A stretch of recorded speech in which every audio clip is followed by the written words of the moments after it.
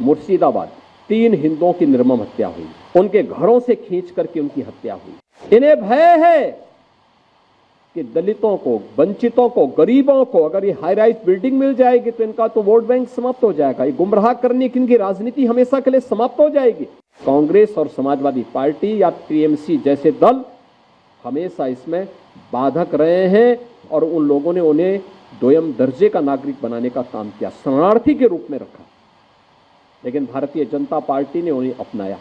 ये व्यवहारिक धरातल पर भी दलित और वंचितों का अधिकार छीनने के अधिकारी होते हैं। आप देखते होंगे कहीं दलितों की झोपड़ी पर, उनकी जमीन पर कब्जा करने वाले कोई लोग होंगे तो इन्हीं दलों से जुड़े हुए लोग होंगे। ये सर्वाधिक कब्जा करते हैं। और ठीक बात है कि सरकार का डंडा है, सरकार उनको ठीक भी करती है, दुरुस्त भी करती है कि जिससे वे लोग गरीबों की, वंचितों की जमीनों पर कब्जा न कर सके।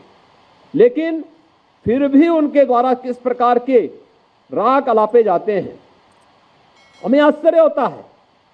ये वही राज्य है और ये देश वही देश है जिस देश में वक्फ के नाम पर लाखों एकड़ लैंड कब्जे की गई है और उनके पास कोई कागज नहीं, कोई राजस्व रिकॉर्ड नहीं। और राजस्व रिकॉर्ड नहीं तो सभी को वापस लेने की कार्रवाई, जब इस संशोधन विधेयक संसद में पारित हुआ है और अब इस पर कार्रवाई हो रही है, तो इसके लिए हिंसा भड़काई जा रही है। हिंसा में आपने देखा होगा कब पश्चिमी बंगाल में मुर्शिदाबाद 3 हिंदुओं की निर्मम हत्या हुई, उनके घरों से खींच करके उनकी हत्या हुई। और ये सब कौन है? ये सभी वही दलित हैं, वही वंचित हैं, वही गरीब हिंदू हैं जिसको इस जमीन का सर्वाधिक लाभ मिलने वाला है, सर्वाधिक लाभ मिलने वाला है। ये लैंड राजस्व के रिकॉर्ड में फिर से आएगी तो एक गरीब भी हाई राइज बिल्डिंग का, मल्टी स्टोरी बिल्डिंग का लाभ उठा पाएगा, उसको भी वहां अच्छे फ्लैट सरकार बना करके उपलब्ध करवा देगी। इन्हें भय है कि दलितों को, वंचितों को, गरीबों को अगर ये हाई राइज बिल्डिंग मिल जाएगी तो इनका तो वोट बैंक समाप्त हो जाएगा, ये गुमराह करने की इनकी राजनीति हमेशा के लिए समाप्त हो जाएगी।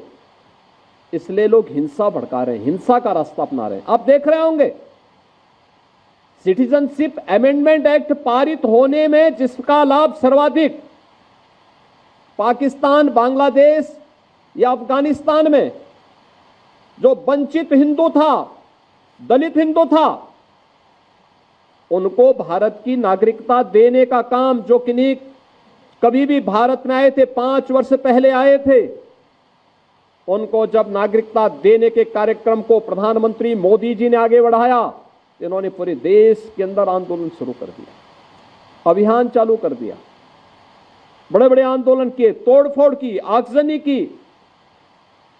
लेकिन सरकार ने भी दृढ़ता के साथ उसका सामना किया और सामना करते हुए आज इस नागरिकता देने का कार्यक्रम प्रारंभ किया है।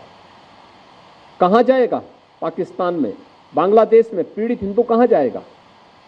और हिंदुस्तान की तरफ ही आएगा। दुनिया के अंदर कहीं भी कोई पीड़ित हिंदू होगा, वह आकर के अंततः हिंदुस्तान में ही आएगा और वह भारत में आकर के ही शरण लेने के लिए मजबूर होता है। लेकिन कांग्रेस और समाजवादी पार्टी या टीएमसी जैसे दल हमेशा इसमें बाधक रहे हैं और उन लोगों ने उन्हें दोयम दर्जे का नागरिक बनाने का काम किया, शरणार्थी के रूप में रखा। लेकिन भारतीय जनता पार्टी ने उन्हें अपनाया।